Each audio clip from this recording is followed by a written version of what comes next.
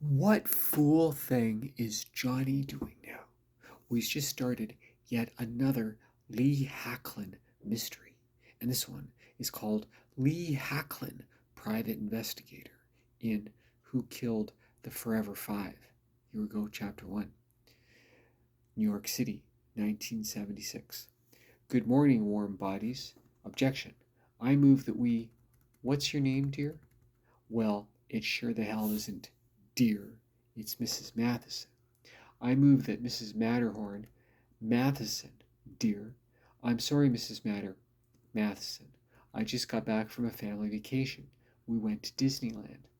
Paid for by honest, hard-working taxpayers like myself. You're welcome. I move that Mrs. Matheson be immediately ejected from this assembly. Mayor Ben BB Gun Bloom rolled his eyes and said, Councilman Brown, you may stand down from red alert. May I remind you, how many times is this now? May I remind you that this isn't a courthouse, and you're not Perry Mason. Please continue, Mrs. Matheson. I was at New York City Hall in Lower Manhattan, and sitting next to the aforementioned mayor of the Big Apple. Last year, a complete nutjob named Carl Worth decided to pattern his life on Travis Bickle from Taxi Driver. During a campaign rally at Columbus Circle, Worth and his mohawk were arrested after he put a bullet into Bloom's kneecap. Yesterday he was granted parole. Unlikely to reoffend was the parole board's verdict. We sleep just fine, thank you. And we get paid all the same. I was wearing a bulletproof vest and seated next to the mayor. I totally get why cops prefer not to wear them. I was sweating more than Archie Bunker after doing a jumping jack. Mrs. Matheson said, I run a bakery in Times Square. The other day, somebody broke in, vandalized the place, and spray-painted graffiti everywhere. Before that, I was robbed 3 times last May at gunpoint. Not safe word. Those bastards, Brown exclaimed. Mrs. Matheson. When the cops show up, they scribble away in their notebooks, they shake their heads sadly, and tell me how sorry they are. Bloom patted his knee and said, Easy, Tiger. Your blood pressure is high. Mrs. Matheson took off a high-heeled shoe and banged it against the table. That's unacceptable.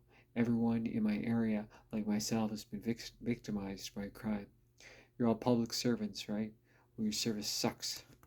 There was a round of applause from the gallery. Most of the looky-loos were older than old.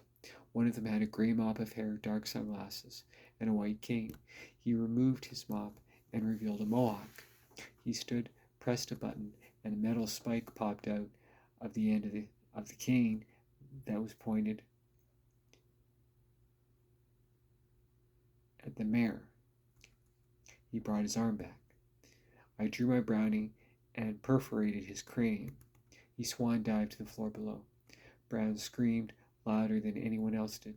He sounded like a teenage girl at an Elvis concert. Mrs. Matheson applauded, blew a kiss at me, and said, What's your name, young man? Lee Hacklin, ma'am. What's your name, young man? Lee Hacklin, ma'am. The city needs more men like you.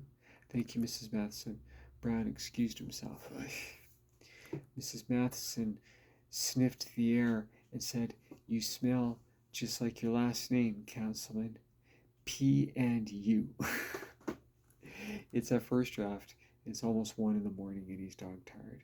Okay, thank you for watching. And don't forget, God loves you.